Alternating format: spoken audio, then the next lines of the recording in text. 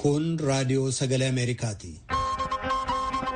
Raadiyoon sagalee Ameerikaa wixataa qabee haga jimaataatti galgala keessaa sa'a lamaan walakkaa jalqabee haga sa'a sadiitti meetir baandii 22-25-31 irratti Waashingtan DC irraa kan dabarsu sagantaa afaan Oromoo amma jalqaba. Fagoof dhiyoodhaa raadiyoo intarneetii saatalaayitii Naayilsaatii fi feesbuukiidhaan kanneen sagantaa keenya hordofaa jirtan dhaggeeffatoota keenya jaallatamoo akkam ooltan. Roobii sadaasa 18 bara 2020 akka lakkoofsa Itoophiyaatti immoo sadaasa 9 bara 2013 keessummeessaan keessan irraan namoo daandiiti. Bulchiisa naannoo kibbaa godinaa Koonsoof naannoo isaatti walitti bu'iinsa uumameen namoonni hidhannoo hin qabne walumaa galatti 15 ajjeesamuu dubbatu jiraattonni bilbilaan VOA'tti himan. Kan eega jalqabame torban lamaan guutiin waraansi naannoo Tigraayitti geggeessamaa jiru dhiibbaan inni biyyoota ollaa keessatti fidu dabalaa jira jedhu xiinxaltoonni. Naannoo Benishaangul Gumuz godinaa Matakkal keessatti nageenyi dhabamuu fi namoonni hidhannoo hin qabne ajjeesamuun maaliif daddabalee mul'ate? Kanarratti hayyoota haala naannoo sanaatti dhiyeenya qaban lama dubbisnee jirra. Kanneeniif kabiroodhaaf haga xumura sagantaa keenyaatti nu waliin turaa jenna dhaggeeffatoota keenya. Piroodyuusariin Tamsaasarraa Faasil Gabayyoo, tamsaasa intarneetiif miidiyaa hawaasummaa akka qindeessitu immoo Tigisti Gammeetii oduuf gara soraattan sin dabarsa. Babarootoolee Ansoora Alakeeti. Akka itti gaafatamaan guddaa waraana Itoophiyaa Itamaa Joor Biraanuu Juulaa jedhetti waraana Itoophiyaa seera kabachiisuuf ba'e mata waraanaa cufattuu moo'utti jira. Akka jechitti gaafatamaa waraana Itoophiyaatti waraanni Itoophiyaa Tigraay gama dhihaa Danshaa Bakorii haga Adigoos Hadi Hagaraay Hadi Guzmaan cabse seeneetiin arda Shiraaroo to'ate. Tigraay gama kibbaatti ammoo waajaa haga koron fudhateetiin durma deemuu jira jedhan. Tigraay gama bahaallee carcar mehoone raayyaaf qobboo fudhateetiin dahoo dhagaallee caccabsee jedhu. Gama kaaniin ammoo akka bulchiinsi labsii muddamsuu jedhetti gareen waatfaani misooma hedduu balleessuu jiran naannoo isaanii keessa. Karaa maqaleen dhaqan irraa riqaa gugurdaa 4 cabsan shiree faksumilleetti karaa asfaaltii qotanii boolla tolchaniidhan. Gama kaaniin ammoo tarkaanfiin mootummaan garee waatirratti fudhateeni. Ibsee bisaaniif bilbilii 7-1-2 xaabadalleen akka warri lafa jedheedhanitti amma dhaayyuu deebi'anii jedha Mesfiin Irraagee oduu achi ergeen. Ministeerri Hajaa Alaa Ameerikaa Maayik Pompeeyoo waraanii TPLF lol biyya alaallee wal qabsiisuu fi torbaan darbe keessa Eertiraa loluun waan ta'uu qabaatii miti jedheetiin morme. Tanumaafuyyoo akka TPLF fi bulchitoota Itoophiyaa muddamsuu tana dhaabaniitiin naga deebisanii nama nagaalleetti isaan gaafannaa jedhe Tiwiitar irratti kalee barreesse.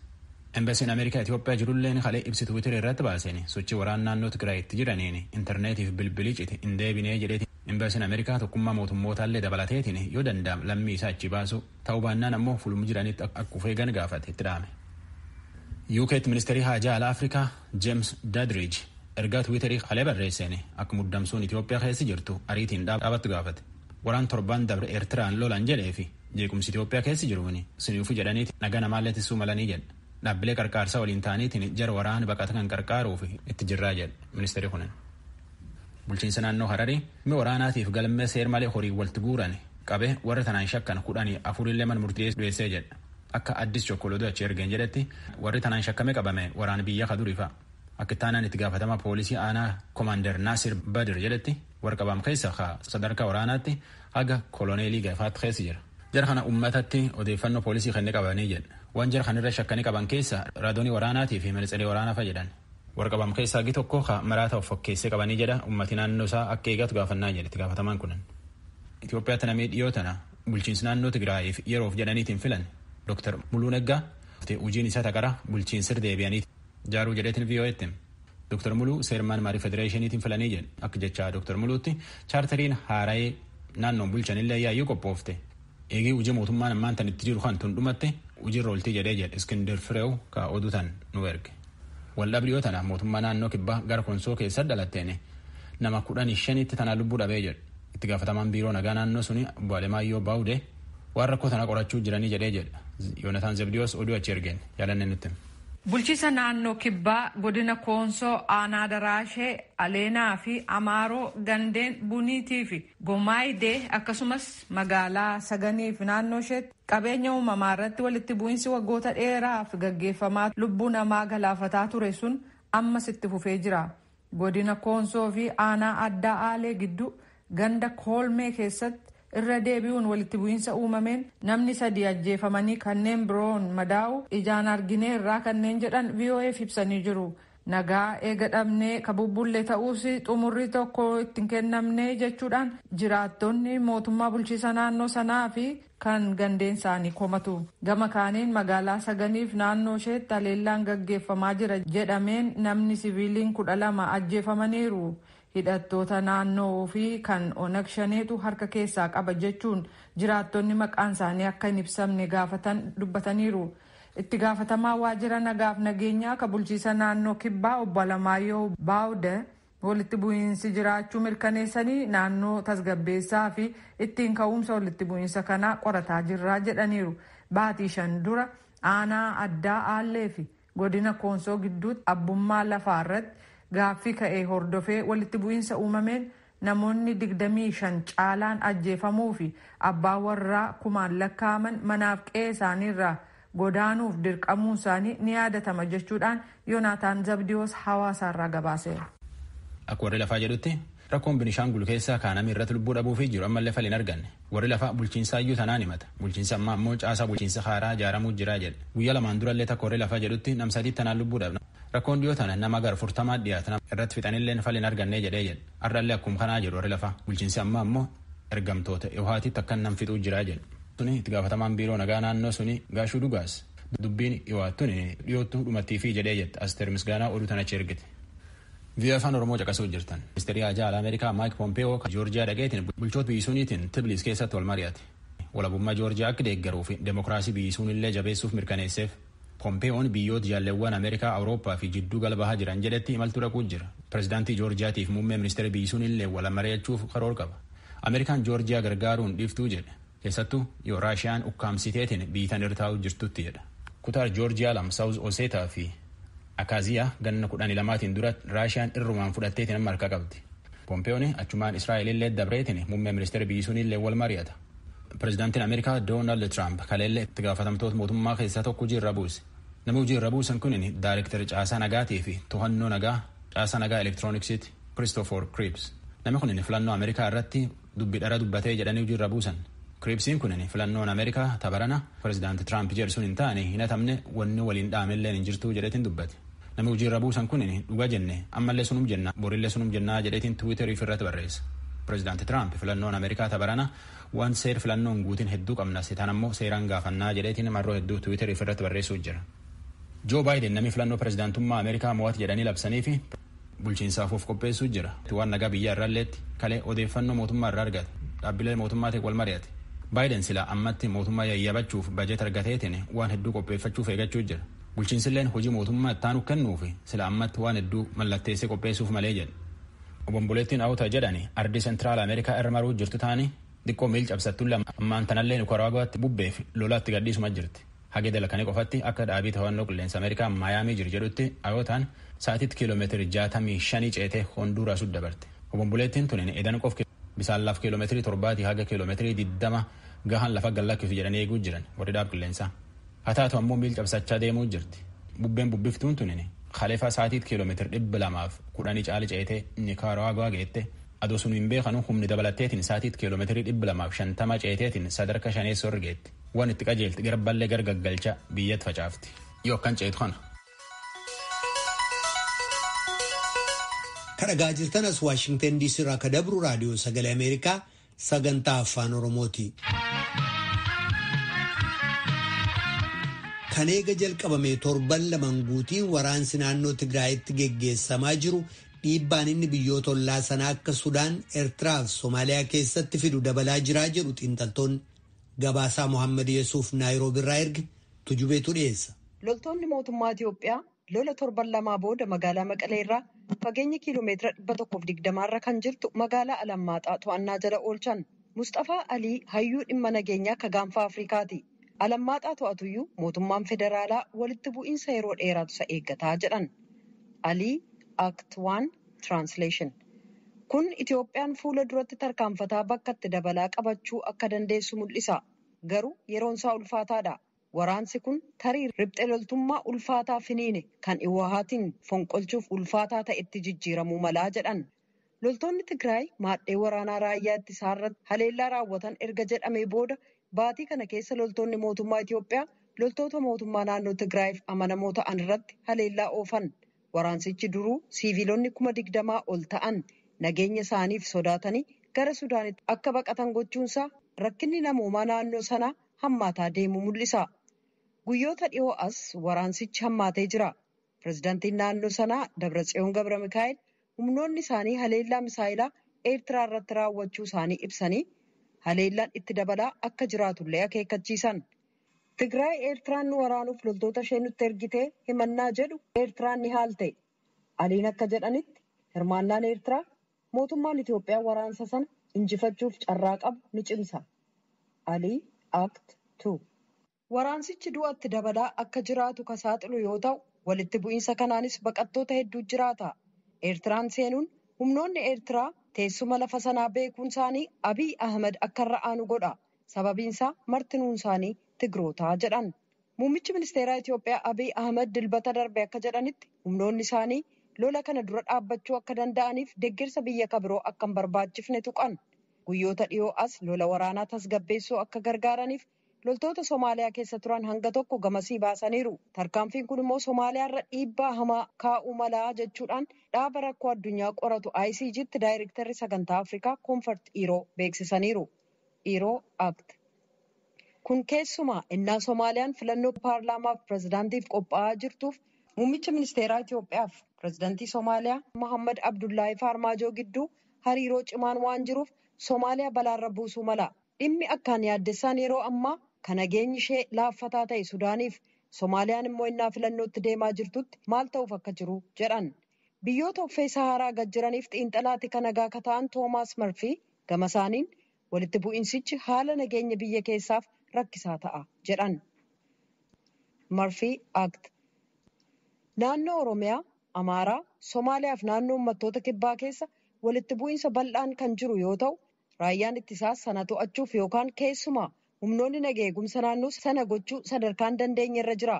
Mootummaan federaalaa yeroo ammaa naannoo Tigraay waliin waraansarra jiraachuun dandeettii jiruuf daran rakkisaa akka ta'uuf Abiy loltoota Somaaliyaatti bobbaasuu ilaalchisee murtii cimaa akka murteessan dirqisiisa. Kun immoo Amisoom haa ta'u kabiroof jechuudha jedhan. Amisoom gurmuu gamtaa Afrikaa ka Somaaliyaa keessaati. Yuunaayitid Isteets tokkummaa mootummootaaf humnootiin addunyaa martinuu lolli dhaabatee tattaaffiin araarteessummaa akka jalqabamu gaafatan. Mootummaan federaalaa garuu hoogganoota naannoo waliin marii kamiinuu akka hin geggeessine waan ibseef kun hanga ammaatti hin milkoofne. Yeroo lakkoobsi namoota COVID-19 qabamanii Yuunaayitid Isteets keessatti baay'ee dabalaa jirutti kasilaa vaayirasichaan baay'ee miidhamti jedhamtee tilmaamamte ardii Afrikaa keessatti agi lakkoobsichi dabale xiqqaadha. Miseensa gurmuu hojii dhimma vaayirasii kan Waayit Haawus Dr. Antooni Faawuchii fi Daayirektara Waaltaa To'annaa fi Ittisa Dhukkubootaa Dr. Joon Inkengaasong dabalee ogeeyyiin fayyaa dhukkuba daddabraa kanarraa naannoleen addunyaa adda addaa maal akka barate torban kana keessa walga'anii mari'achuuf jiran. Gabaasaanii Paawul Johannesburg irraa ergite jaallanneetu dhiyeessa. Masriin yeroo jalqabaaf nama vaayirasii kooroonaan qabame qabaachuu ishee baatii guraandhala keessa bartee aangawoonni eegumsa fayyaa uummataa kan Afrikaa gara tarkaanfii fudhachuutti qajeelan. Torban tokko booda kan biyyoota 55 miseensummaan qabatee jiru gamtaa Afrikaa irraa hayyoonni Finfinnee keessatti walga'uun karoora qaban dhiyeessan. Baatii 9 booda hoogganaan tajaajila fayyaa kan sadarkaa olaanaa deebiin qindoominaan kenname weerara dhukkuba ardii Afrikaa keessaa hamaadha jedhame kooroonaa irraa lubbuu namootaa oolchuu danda'eera. Afrikaa keessatti dhukkuba COVID-19 kan qabaman miliyoona 1.9 yoo ta'an kunis isa silaa ni dhaqqaba jedhameerra xiqqaadha. Dr. Jaan Kengaasong waaltaa ittisaaf to'annaa dhukkubootaa kan Afrikaaf daayirektara ta'uun hojjetu. Isaanis akka jedhanitti weerara vaayirasii kooroonaa kana ittisuu ardiin Afrikaa akka danda'u mirkaneessinee jedhan. The key unifying leadership of the continent very early on in February has been a very critical factor in. Dhimmi ijoon hoogganoota ardii Afrikaa dursinee baatii guraandhala keessa tokkummaan akka karoorfatan gochuu keenyatu vaayirasiin kooroonaa akka hin facaane ittisuu irratti gargaare. Baatii bitooteessa jalqabatti ituu waan hundumaa hin cufne ta'e fakkeenyaaf akka Afrikaa kibbaa kan guyyaa 2 lakkoofsi namoota dhukkuba kanaan qabamanii ni dabala ture. wanni Afrikaa kibbaa mudate akkanatti fakkaatutti weerara sahamaadha jedhaniiru. Dr. Kengasong akka dubbatanitti dhukkubi kun michummaan irratti hojjechuun murteessaa akka ta'e agarsiisee jira. Walta'uun qindaa'anii hojjechuun faca'ina vaayirasii koronaa to'achuuf barbaachisaadha jedhan. Dhaabbata biyyoolessaa Yuunaayitid Isteets kan dhukkuboota alerjiif daariqaa kan hoogganan Aantanii Faawuchi kan weerara vaayirasii koronaan akka hamaatti miidhame Yuunaayitid Isteetsii jedhan. Wiixata darbe konfirensii gama viidiyoon gaggeeffame kan hayyoota eegumsa fayyaa irratti kana dubbatan Faawuchiin vaayirasii kana ittisuuf qabxiilee 5 hordofamuu qaban tarreessan. Afaaniif funyaan haguuguu, walirraa fageenya meetira 2 qabaachuu, lafa namni walitti qabame irraa fagaachuu, mana keessatti walitti qabamuu mannaa alatti gochuu fi yeroo yerootti harka dhiqachuu akka ta'e dubbatan. If those 5 public health measures were adhered to universally and consistently over the country, it is clear. Qabxiilee 5 kana hojiirra oolchuun kunis sadarkaa addunyaatti akkasumas biyyoota keessatti haala dhaabbataan hojiirra oolaan akkuma muuxannoo darban kan biyyootaarraa argannetti ituu biyya keenya keessatti hojiirra oolchineerra ta'e weerarri yeroo ammaa akkaan dabale kan hin arginu turree jedhaniiru. Kutaalee Yuunaayitid Isteets hanga tokko keessatti hoogganoonni siyaasaa tarkaanfilee kana fudhatanii jiru.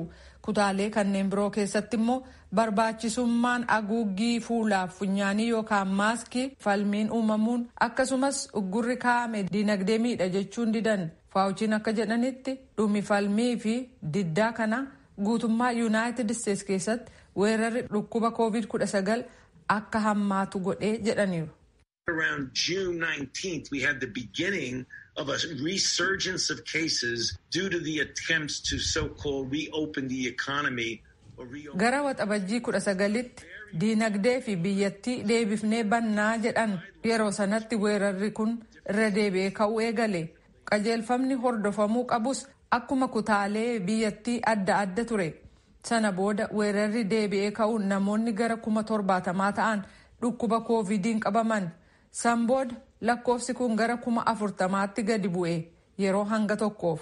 Amma giddugaleessaan 86,000 ol guddateera. Kunis ka torban tokko giddugaleessaan yoo ilaalledha jedhan. Mee 80,000 jennu. Baatii keessa jirru sadaasa gaafa 4 guyyaa tokkotti nama 100,000tu qabamee jedhan Faawuchiin. Yuunivarsiitiin Jaan Hapkins akka jedhutti Yuunaayitid Isteets yeroo ammaa namoota COVID-19 qabaman miliyoona 11 caalaa akkasumas lakkoofsi namoota dhukkuba kanaan dhumanii 250,000 ga'ee jira. Gama biraan waaltaa to'annoo fi ittisa dhukkubootaa kan Afrikaa irraa Dr. Kengasong akka jedhanitti hoogganoonni Afrikaa weerarri marsaa biraa dhufuu waan maluuf jecha tarkaanfiin vaayirasicha ittisuu akka barbaachisu dhiibbaa gochaa jiran. Kunis keessumaa Aljeeriyaa, Tuniisiyaa, Keeniyaa fi Afrikaa kibbaa keessatti jedhu. There's a tale, a very worrying tale is beginning to emerge and we are recording now about 10,000 cases per day. Waan akkaan yaaddessaa ta'etu mul'achuu jalqabe. Yeroo ammaa guyyaatti namoota vaayirasii koronaan qabaman 10,000 galmeessina. Yoo waan tokko hojjetamu ta'e ammas ta'e booda weerarri marsaa lammataa nu mudachuu malaa jedhaniiru. Namoonni Afrikaa qaamaan otoo hin taane yaadaan tokko taanaan ardittiin vaayirasii kana injifachuu akka dandeessu addunyaatti agarsiisuuf jirraa jedhu Dr. Kengasong. Naannoo Benishaangul Gumuz godinaa Matakkal keessatti nageenyi dhabamuuf ittiin ka'insisaa heerri naannoo sanaa jiraattota saba Benishaangul hin ta'in abbaa lafaa ta'uu dhorkuudhaa jedhu Piroofeesar Gargaaraan Daamxoo Tasammaa. Ogeessi seeraa obbo Tamasgeen Gammachuu immoo gama isaaniitiin ibsawwan paartiilee garaagaraarraa ba'anirraa kan ka'e saboonni naannichaa keessumaa warri Gumuz lafa isaanii waan dhaban waan itti fakkaatuuf wal dhibdeen uumamaa jiru. Barsiisaa Daamxoon walitti bu'insa kana keessa jiddu seentummaan waan akka jirutti amanu. Obbo Tamasgeen immoo rakkoon kanuma hoogganoota mootummaati jedhu. Dhimmichi furmaata siyaasaa akka barbaadullee dubbatu hayyoonni lameen. Naakoor Malkaatoo Amborraa gabaase. Naannoo Beenishaangul Gumuz godina Matakkal keessatti baatiiwwan darban muraasa keessatti mootummaan akka jedhutti addi bilisa baasaa uummata Tigraay hidhattoota Gumuz leenjisee maallaqaan gargaareef hidhachiiseen lubbuun lammiilee nagaa hedduu darbaa akka ture kan gabaafamaa ture. Godinni Matakkal labsii yeroo tattamaan bulchiinsa koomaand poostii jalatti akka bulaa jirtu kan himamus ta'u darbuu lubbuu namoota hin hidhatinii hambisuu hin dandeenye akkasumas buqqaatii irraa isaan baraaruu hin dandeenye jechuudhaan kanneen ceephaan hedduudha. Yeroo tokko tokko bifa sabummaa qabaachuudhaan yeroo biraa immoo haaluma waliigalaatiin lubbuu lammiilee nagaa godina Matakkal keessatti darbaa turee fi rakkoowwan godina Matakkal keessatti uumamaa turaniif sababa isaa maali jechuudhaan hayyoota dubbisnee turre. Piroofeesara Gargaaraa Daamxoo Tasammaa Yuunivarsiitii Dabra Biraanitti barsiisaa saayinsii siyaasaa fi quunnamtii idil addunyaati. Ka'umsa rakkoo Matakkalii kan jedhan haala kanaan ibsanii jiru.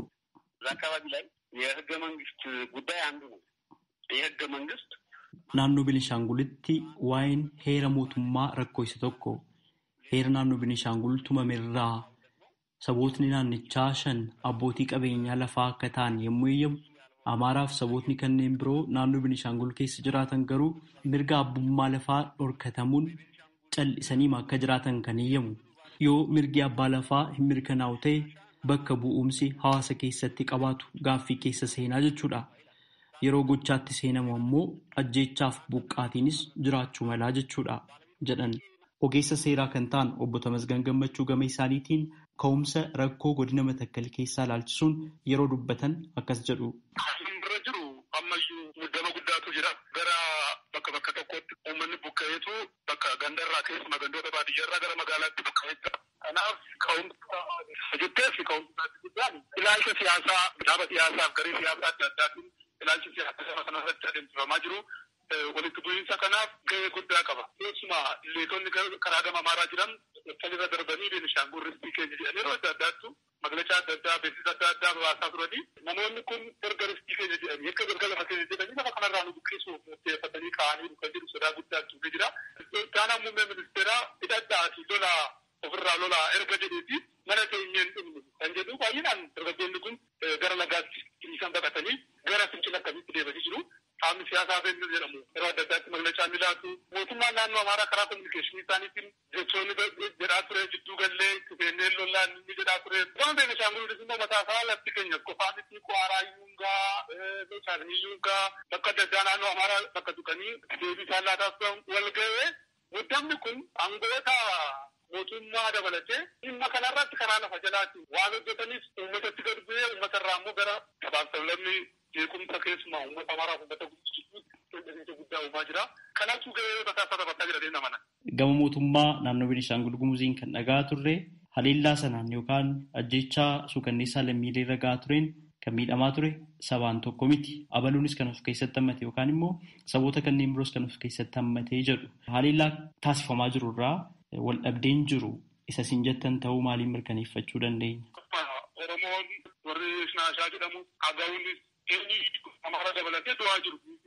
Garuu xiyyeeffannoon yeroo baay'ee irratti taasifamu uummata naannoo Amaaraa fi uummata uummata Amaaraa gidduutti kan jedhee uummanni Oromoo, uummanni Amaaraa, uummanni Agawaa, uummanni Shinaashaa walitti makamanii jiraatu. Yeroo baay'ee bakka tokkotti isaanii naannoo daangaa Amaaraa kana gidduutti dhiyeenyaan wal keessa kan isaan jiraatanii bakka akkasitti innaa tarkaanfii fudhatamu walumatti jimlaa waluma irratti nama isaan irraa adda ta'e irratti kan tarkaanfii fudhatan. Miidhaan garuu innaa tarkaanfiin adda addaa fudhatamu Oromoon keessa hin duune, Shinaashaan hin duune, Agawaan hin duune inni jedhu du'aniiru. Qabatamaanuu hundumti keenyayyuu yeroo dhiyootti sooshaal miidiyaa kanarratti waan turredha. Lammaffaa maaliif kana jedhu rakkinni keessan maal jettee isaanii immoo karaa adda addaatiin qorannoo irratti gootu kan akka deebitti silaatan jechoota achi daddarbatan kana lukkoo kana boodeeffatan kan nutti ati lafa kana qofaa lafa kanarraa jireenyi isaanii ammoo laaltu hundi baay'inaan bosona irratti hirkataniiti kan jiraatanii waan adda addaa bosona keessaa waan argamuun kan jiraatan hojjetanii qotanii maal godhanii miti. Soo bosonni kun dhufee kana boodaa jireenyi keenya gara fuudhanii namoota sadanna kan jedhu sodaa guddaa isaan irratti jira. Lammaffaan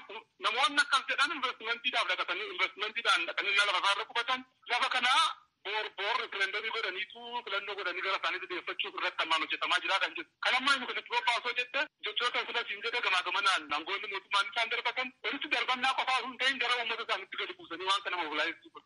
Inni kan biraan itti muummee ministeeraaf ministeera dhimma alaa Itoophiyaa yeroo ammaa kana kan ta'an Dammaqa Mokonnin lammiileen nagaa lubbuu isaanii hidhatanii baraaruu qabu jechuun kan ergaa dabarsanii Haala ittiin namootni hubatantu adda malee kaayyoon isaa namootni hidhatanii akka wal fixaniif miti yookaan rakkoon biraa akka dhalatuuf miti kanneen jedhanillee jiru. Sun maal jettu asirratti? Wanta akkasii miidiyaadhaan baay'ee televizyiiniidhaan dubbachuu kee bira tu danda'ame keessaan itti deemtee qaamota gochuu barbaachisu mari'achiiftee akkuma amma godhaa turan sana milishaa leenjii haa ta'u tapha adda addaa godhanii kanaan uummata wajjin mari'atanii kan gochuu qaban. Isaan dhiisiitti namoonni kan bal'aa'onni inni kana keessaa gahee hin qabne jedhamuyyuu jecha gaafasii sirrii akka hin ta'in dubbatameera. Fakkeenyaaf muummee ministeeraa haasaa paarlaamaa keessatti godhanii nu kan barbaannu madooshaa qabatanii gasoo qabatanii jireenya isaanii akka jijjiiran malee kan hidhatanii akka wal laftitti jedheera.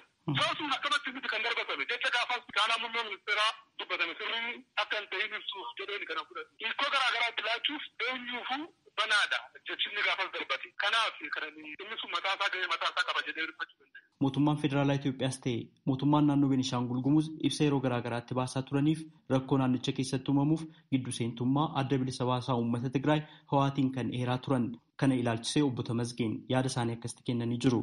Anamma saganaa wajjin amanee fudhachuu na dhiba. Maaliif rakkinni jiru jechoota angootiidhaa fi ibsa jennuu adda addaa karaa dhaabolee siyaasaa fi siyaasaatti hin ba'uu jedhaa jirra. Otuu kana jennu gara wahaati jechuudhaaf yeroo adda addaatti koo lafti kun kan keenya riftii keenya kan jedhani dhaaba siyaasaa ABN fi dhaaba siyaasaa aangoota mootummaa naannoo Amaaraa jiran. Karaa biraatiin kana qofaa miti kan keenya Kwaaraanu kan keenya Shaagriinuu kan keenya darbanii kan irra jirani hooggantoota mootummaa naannoo Beenishaangul. Jeequmsaaf kanatu gahee godhataa jira. Isaan kun immoo karaa adda addaatiin karaa harka lafa jalaatiin namoota hidhachiisanii waraana kana deemsaa jiru. Erga jenne hawaatii wajjin akkam goota bittaa qabsiisnu namoota kana hawaattuu qacaree caasaa mootummaa keessa kaa'ee mindaa kafalaa jira. Mootummaa miti mootummaa biyya bulchaa jiru miti. Kanaaf ani inni kun dubbicha lafarra harkisaan dhiisuuf waliin gara biraatti qabatan darbuuf itti gaafatamaa fudhachuu dhabuuf waan jedhamu malee isaan jedhee amanuudhaaf fedhudha. Piroofeesara Gargaaraa Daamxoo gama isaaniitiin rakkoo Beenishaangul Gumuz keessatti uumamuuf harki Hawwaat jiraa jedhu. ይህንን ሁኔታ ህወሓት በአግባቡ ኤክስፖርት አድርጎታል። ያውቀዋል። የእርሻና ኢንቨስትመንቶች ሙሉ የመተከል ዞን naannoo Beenishaangul Gumuz keessumaa godina Matakkaliin Hawwaat sirriitti beeka. Lafootni investimantiitiin qonnaatiin Matakkal keessa turan hundumaa sadarkaa jedhamuu danda'amutti jeneraalotaaf kolonelota Hawwaatiin kan to'atamee ture. Yeroo bakki bishaan hidha haaromsa guddichaatti ciisu qulqulleessanis hojii bosona qulqulleessuu sana kan fudhatan jaarmayaa isaanii meeteek jedhamee waamamu yommuu ta'u akka barbaadan qofaatti lafa sanarraa muka qulqulleessaa turani. Yeroo sanatti immoo hojjettoota guyyaa hawaasa Gumuz keessaa kan argataa turan. Akka lakkoofsa Itoophiyaatti bara 2011 karaa dimookiraasiitiin yeroo Hawwaat sirna mootummaa keessaa dhiibaman hojjettoota guyyaa sanaa akka meeshaa waraanaa hidhachiisaa turan odeeffannoon jira jedhan. Rakkoon naannoo Beenishaangul Gumuz keessumaa godina Matakkal keessatti uumamu akka furamuuf yoo barbaadan wantoota godhamuu qabu jedhan obbo Tamasgeen akkasitti kan isaan ibsan.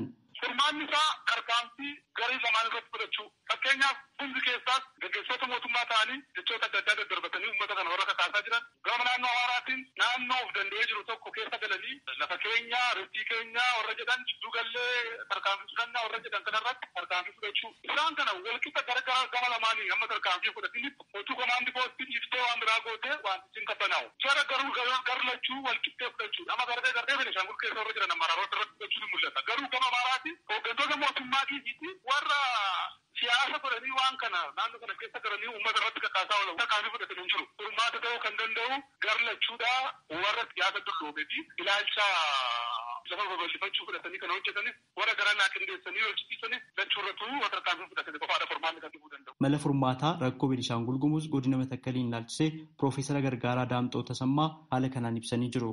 ዘመቻው ጠንካራ አሳታፊ የሳተፉ አካል Duula hundumaa hirmaachisee fi cimaa ta'e geggeessuun hidhattootaaf meeshaa waraanaa rakkoo uumuu danda'u dhabamsiisuun barbaachisaadha. Bulchiinsi mootummaa naannichaas bifa hunda